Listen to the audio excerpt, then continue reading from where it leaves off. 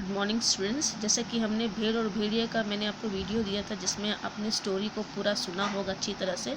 मैं फिर भी एक बार और आपको समझा दे रही हूँ, जो कि भेड़ और भेड़िया जो है हरिशंकर परसाई जी की लिखी गई कहानी, जो कि एक व्यंग्यात्मक कहानी है। व्यंग्यात्मक माने जब आप किसी की कमियों को हंसते हुए बोल कर दिखा देते हैं, वो होता है व्यंग करना, ताकि लोगों को उसकी बुराई का भी पता चल जाए और आप उनको बुरा भी ना लगे।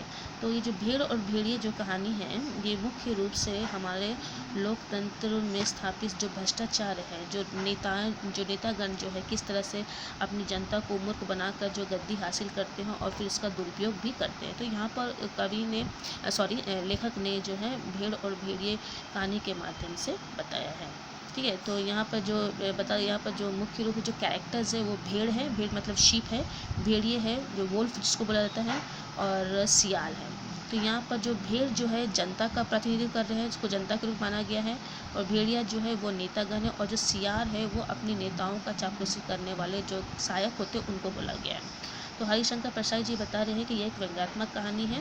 ठीक है, तो कहानी इस प्रकार है कि एक तो वन है, वन पर विभिन्न तरह के पशु पक्षी है, जिसमें भेड़ है, भेड़िए हैं, सियाल है, सब लोग साथ। लेकिन भेड़ है वो काफ़ी परेशान है कि कभी भी भेड़िया आता है किसी भी छोटे मोटे जानवर को मार कर खा लेता है। तो काफ़ी दिन ऐसे ही होते रहा, लेकिन अब धीरे धीरे जो है भेड़ जो है समझदार हो गए, तो उन्होंने सोचा कि अब जीवन का अब हमारा जीवन इतना विकसित हो गया है कि हम लोकतंत्र की स्थापना कर सकते हैं, हमें लोकतंत्र की स्थापना करना चाहिए। ठीक है, और सभी ने ये महसूस किया कि हमारे जंगल में भी कानून बनना चाहिए, चुनाव होना चाहिए। ठीक है, चुनाव के द्वारा हम चुनाव लड़ेंगे और चुनाव के द्वारा अपना प्रतिनिधित्व को लेके आएंगे, और फिर उसके हिसाब से कानून बनाएंगे कि कोई भी पशु जो है किसी पशु को मारकर ना खाएं। तो सब लोग तैयार हो गए, बोले हाँ, बोले हम ऐसा ही करेंगे। बोले अब ये बात जो है भेड़ियों के कान तक पहुंची, तो भेड़िया बोला यदि ऐसा होगा तो ये बहुत मुश्किल हो जाएगा। यदि भेड़ जो है मैंने अपना सरकार ला लेगी तो मुश्किल हो जाएगा, हम तो भूखे मर जाएंगे। बोले हमारा तो भोजन वो ये छोटे छोटे जानवर ही है, इनको मार कर ही हम खाना खाते हैं। यदि ये कानून ऐसा बन गया कि हम पशुओं को ना मारे तो फिर हमारा क्या होगा। तो वो चिंता में पड़ गए। ये और उनको मालूम था कि ये जरूर यहाँ पर भेड़ ही जी सकते, क्योंकि भेड़ की जो संख्या थी वन प्रदेश में बहुत ही अधिक ज़्यादा थी और भेड़िए की कम थी। तो काफ़ी चिंतित था भेड़िया, क्या करेगा कि भेड़िए लोग। तो जो उनका जो सहायक थे सियार, वो अपने मालिक को देखा तो वो बोलने लगा कि आप इतना चिंता क्यों कर रहे हैं, आप घबराइए मत, मैं इसका कोई ना कोई उपाय निकाल लूँगा। तब सियाल जो है बोलता है कि ठीक है, बोले कि अब मैंने एक उपाय सोच लिया है, आप जो है आप वैसा ही कीजिए जैसा कि मैं बोल रहा हूँ। तो भेड़िया बोला ठीक है, मैं करता हूँ। तो उसने क्या किया, अपने और सियाल जो है, जो बड़ा सियाल जो है, उसने अपने और 3 सियालों को लेकर आया और उसे जो है 3 रंग में रंग दिया। ठीक है, जिसमें हरा, नीला और पीला रंग में, जो कि एक पत्रकार, कवि और का प्रतिनिधित्व कर रहे थे। तो इस तरह से उन लोग जो बोले कि हम जो है और उसने भेड़िया का भी रूप बदल दिया, उनको बिल्कुल भेड़िया को भी बिल्कुल संत के रूप में बना दिया, और जो है उसको भेड़ के सामने प्रस्तुत किया। मैंने इस तरह से प्रस्तुत कर रहा है कि वो ये बताना चाह रहे थे कि अब भेड़ जो है उस तरह का खतरनाक भेड़ नहीं है कि जो किसी पशुओं को मार कर खा जाए। तो इस तरह से उसने इसका रूप बदला और अपने साथियों के द्वारा जो है भेड़ों के पास गया और भेड़ों के जो विश्वास को जो है जीतने की कोशिश किया, ताकि जब चुनाव होगा तो भेड़ भी खड़े होंगे, लेकिन भेड़ का जो वोट जो है पूरा सभी भेड़ियों को मिले।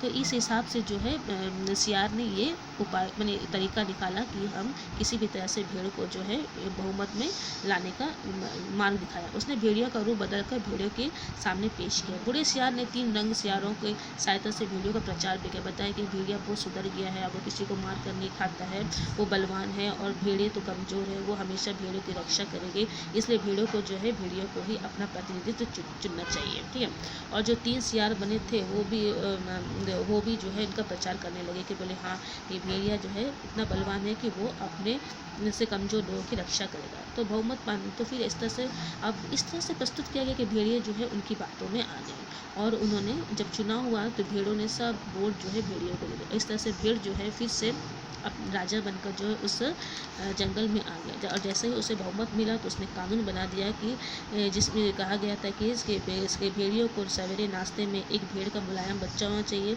मिलना चाहिए, दोपहर के भोजन में एक पूरा भेड़ मिलना चाहिए और शाम को स्वास्थ्य के ख्याल से कम खाना चाहिए, तो इसलिए आधी भेड़ मिलना चाहिए। इस तरह से अपने धोखे, अपने कपट, छल कपट के द्वारा भेड़िया जो है उस मासूम जनता रूपी भेड़ को मूर्ख बनाती है और फिर से अपने शासन को प्राप्त कर लेती है।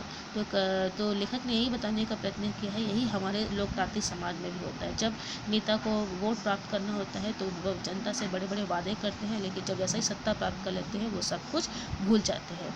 तो यहाँ पर लेखक ने यही बताने का प्रयत्न किया है कि हमें जो है सही रूप से सोच समझ कर निर्णय लेना चाहिए, किसी दूसरों की बातों में आकर कोई भी निर्णय नहीं लेना चाहिए। आई होप कि आपको स्टोरी समझ में आया होगा। इसका तो मैंने लाइन बाय लाइन आपको इसका अर्थ भी बताया है, जो वीडियो भेजा था उसमें आपने सुना ही होगा। अगर फिर भी प्रॉब्लम होता है तो आप मुझे बताइएगा। Thank you.